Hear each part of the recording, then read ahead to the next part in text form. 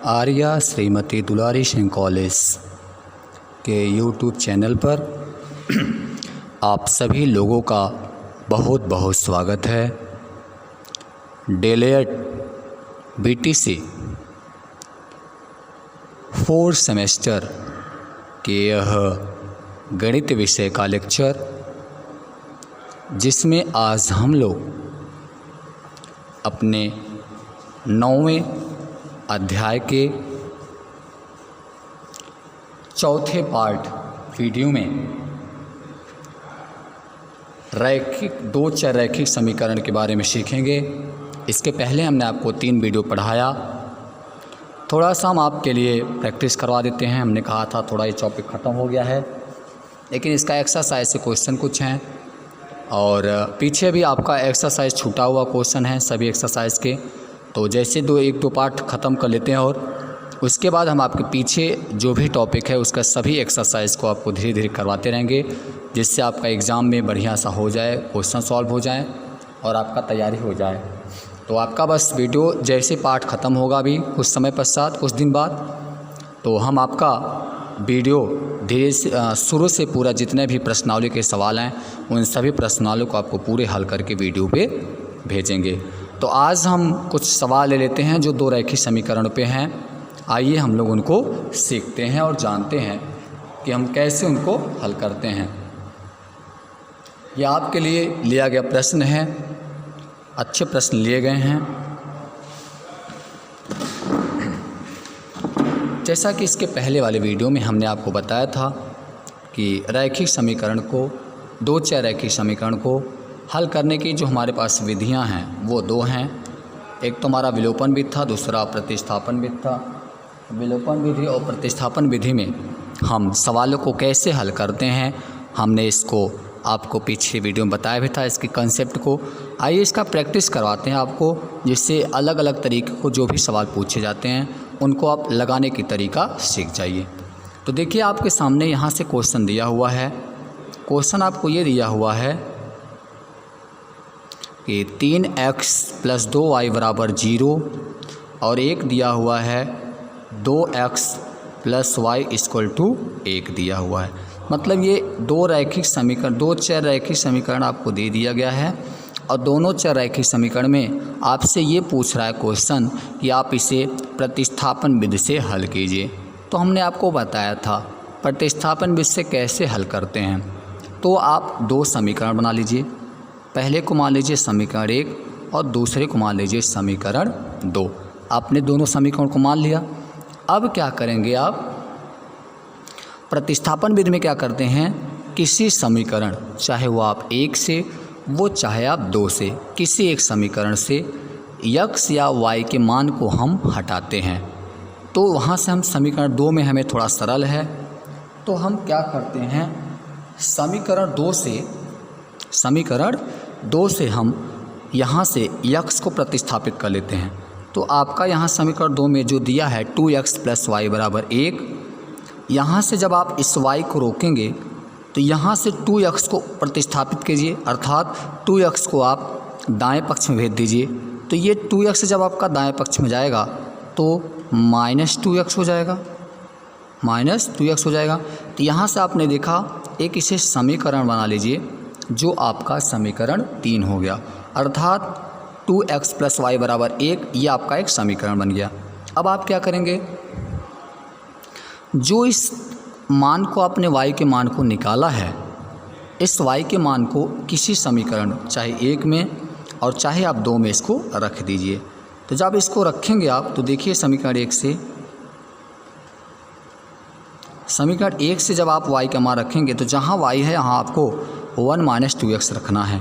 तो समीकरण 1 में देखिए 3x रहा प्लस ये आपका 2y दिखा आपको, तो आप इसको रखेंगे 2 और ब्रैकेट में ये जो y है, y का वैल्यू आप 1 - 2x, यही तो y का मान निकला है। तो यही 1 - 2x यहाँ पर रख देंगे। 1 - 2x = क्या दिया है आपका, उधर 0 दिया है। फिर से देख लीजिए आपका 3x, पहला समीकरण ना यही है, तो है 3x + 2y = 0। तो ये 3x आपका जैसे है वैसे ही है। अब 2y है तो आपने समीकरण 2 से x को प्रतिस्थापित कर दिया है y के मतलब y के पद यहाँ, तो y को यहाँ से आपने किया, y को रखा 2x उधर गया तो आपने y का मान निकालिए 1 - 2x।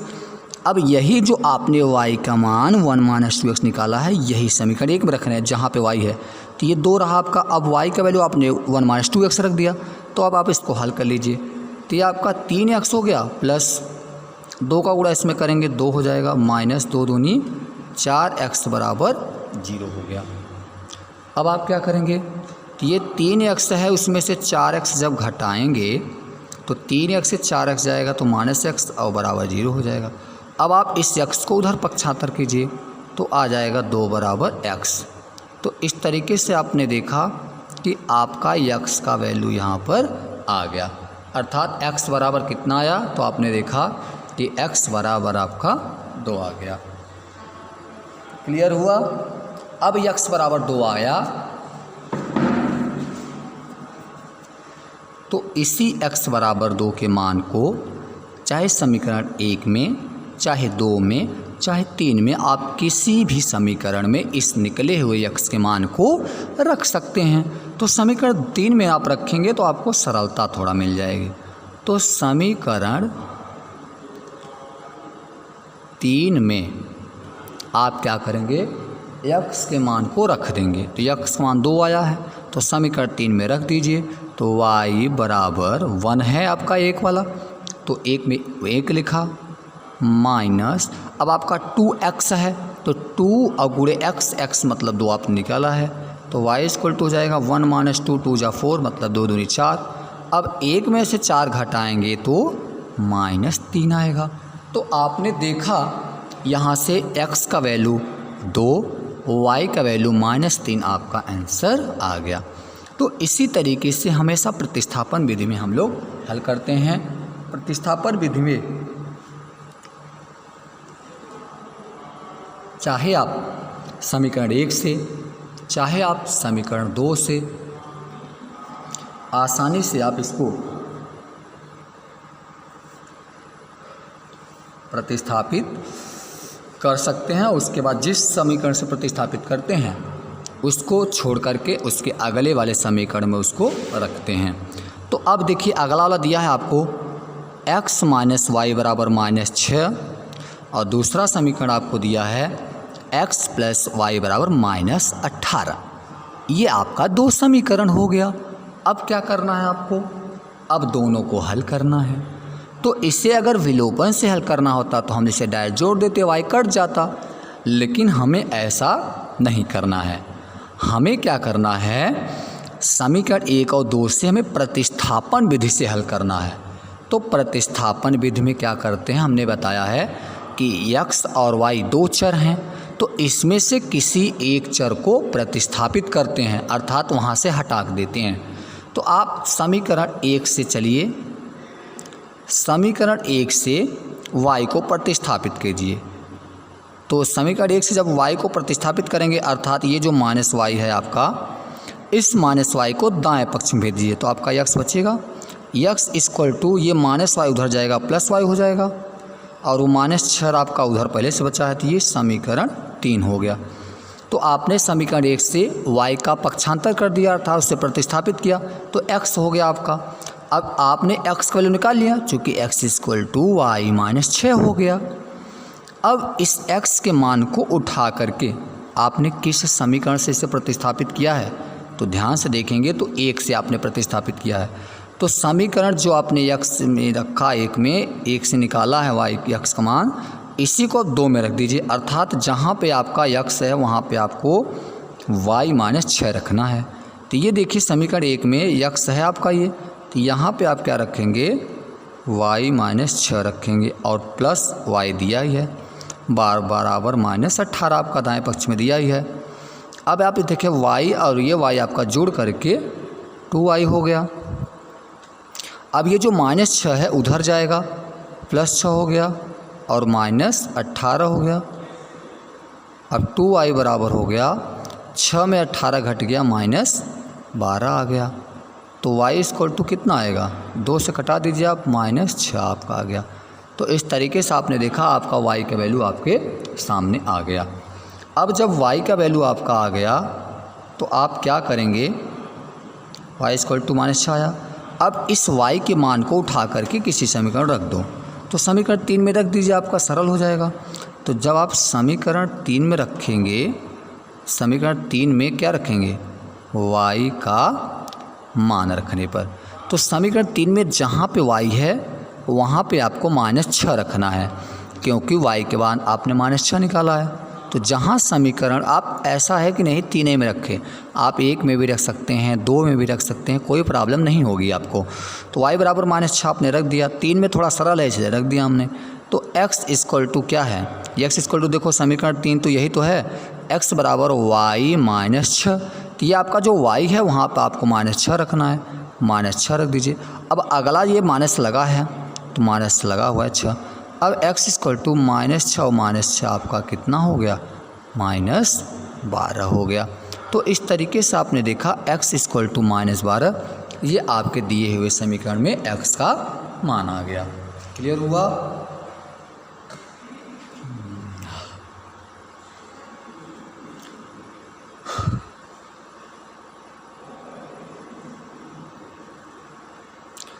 चलिए अब आप आगे बढ़िए। एक और अच्छा सा सवाल आपके लिए लिया गया है। इस मान में आपसे कह रहा है इसे विलोपन विधि से हल करना है।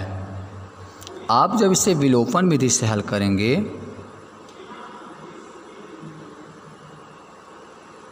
तो इसमें कहा क्वेश्चन है 2x + y = 7, 2x - y = 8, ये दो समीकरण दिया है और दोनों समीकरण में कह रहा आप इसे विलोपन विधि से हल कीजिए। तो क्या करोगे आप, पहले जो पहला वाला समीकरण दिया है उसे 1 मान लीजिए, जो दूसरा वाला दिया है उसे समीकरण 2 मान लीजिए। आपने समीकरण 1 और 2 मान लिया आराम से। अब क्या करेंगे, तो विलोपन विधि में हमने आपको नियम बताया था, किसी भी दो चर रैखिक समीकरण वाले को अगर आप विलोपन विधि से हल करेंगे तो ध्यान रहे विलोपन विधि में सबसे पहले दोनों अर्थात x के या y के दोनों के चरों में किसी एक का गुणांक बराबर होना चाहिए। जब तक बराबर नहीं है और ऐसा मान लीजिए बराबर नहीं है तो आप क्या करेंगे, तो उसको आप बराबर कीजिए, किसी संख्या से गुणा करके, किसी संख्या से भाग करके आप उसे बराबर करेंगे। ये कंडीशन तब लगाएंगे आप जब उसका गुणांक बराबर न हो। तो यहाँ से आपने देखा कि ये दिया हुआ है 2x + y = 7 और 2x - y = 8, दो समीकरण दिया है। तो यहाँ से देखिए x गुणांक तो दोनों बराबर हैं, लेकिन y के गुणांक भी बराबर हैं, ध्यान समझिएगा, बहुत ही अच्छा है। और एक प्लस में एक माइनस में है। तो एक हल करने का तरीका होता है कि एक पर जो प्लस में हो माइनस में हो उसी का गुणांक ज़्यादा कोशिश करिए बराबर हो जाए, क्योंकि थोड़ा सरल हो जाता है बस। तो यहाँ से आपने देखा दोनों के गुणांक बराबर हैं, तो आप क्या करेंगे, समीकरण जो पहला है और जो समीकरण दूसरा है दोनों को जोड़ दीजिए। जैसे आप दोनों को जोड़ेंगे तो ये 2x और ये 2x आपका जुड़ेगा तो हो जाएगा 4x हो जाएगा, मतलब 4x हुआ। अब देखिए ये +y है और ये -y है, तो +y और -y आपस में एक दूसरे से कट जाएंगे, क्योंकि जोड़ने पर जैसे +5 और -5 आप जोड़ेंगे तो कट जाएगा, 0 आएगा। +10 -10 जोड़ेंगे 0 हो जाएगा। तो इस तरीके से अगर एक प्लस चिन्ह एक माइनस चिन्ह में अगर समान अंक हो तो उन्हें जोड़ने पर हमेशा 0 आता है। तो यहाँ से आपने देखा कि +y है -y आपस में कट जाएगा, तो 2x दोनों प्लस में जुड़ जाएंगे तो 4x हुआ। अब दाएं पक्ष में जोड़ लीजिए, 8 और ये 7 आपका 15 हो गया, अर्थात ये 15 आ गया। तो यहाँ से जब आप x का वैल्यू निकालेंगे तो क्या आएगा, x वैल्यू निकालेंगे तो क्या आएगा आपका, तो ये हो जाएगा 15/4। तो इस तरीके से आपका x का वैल्यू आ गया। अब आप क्या करेंगे, इस जो x का आपने मान निकाला है, इस निकाले हुए x के मान को समीकरण 1 में या समीकरण 2 में रख लीजिए। और यदि आप ऐसा नहीं भी कर रहे हैं, हम आपको दूसरा बताते हैं, समीकरण 1 में से समीकरण 2 को घटा दो, समीकरण 1 में से समीकरण 2 को घटा दो। अब आप जानते हैं घटाने पर चिन्ह परिवर्तित होता है, तो ये जो 2x है आपका ये माइनस हो जाएगा, और ये जो आपका y माइनस में था ये प्लस हो जाएगा, और यहाँ पे भी माइनस आ जाएगा। तो ये देखिए आपका जो 2x में 2x क्या ख़त्म हो जाएगा। अब y में से माइनस y घटाएंगे तो वो जुड़ जाएगा, प्लस y आ जाएगा आपका। तो ये आपका 2y हो जाएगा। y घटा, देखो जिससे आपसे कहा जाए 3 में -3 घटाओ, 3 में अगर -3 घटाओ भैया वो तो जुड़ जाएगा आपका, ठीक है। तो ऐसे प्लस y में आप माइनस y घटाएंगे तो वो जुड़ जाएगा, 2y आ जाएगा। अब इधर से 7 या से 8 जब घटाएंगे तो -1 आ जाएगा आपका ना। तो यहाँ से आप y के वैल्यू निकाल लीजिए, y बराबर 2 उधर आएगा, तो -1/2 ये आपका मान आ गया। अतः यहाँ से आपका x और y दोनों चरों का मान बहुत ही आसानी तरीके से निकाल दिया। देखिए हम आपको बहुत स्लो तरीके से बता रहे हैं जिससे आपका कंसेप्ट अच्छे से बन जाए। इस टॉपिक का सवाल आपको एग्ज़ाम में मिलता रहता है तो बच्चे कंफ्यूज हो जाते हैं, इसलिए हम आपको बहुत स्लो तरीके से आराम से पढ़ा रहे हैं जिससे आपका कंसेप्ट पहली बात क्लियर हो जाए, और सवाल जितना भी रहेगा आप तो सवाल को बहुत आसानी तरीके से लगा सकते हैं। तो इस तरीके से ये सवाल रहा। आइए आगे की तरफ बढ़ते हैं। कुछ अच्छे सवाल और लिए गए हैं, बहुत ही अच्छे क्वेश्चन है ये भी। तो इस क्वेश्चन में कह रहा है आपसे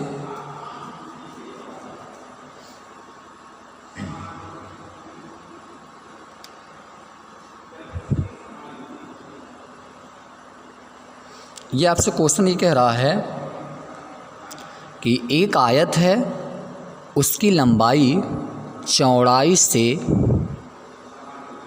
एक आयत है, उसकी लंबाई चौड़ाई से 15 सेमी अधिक है।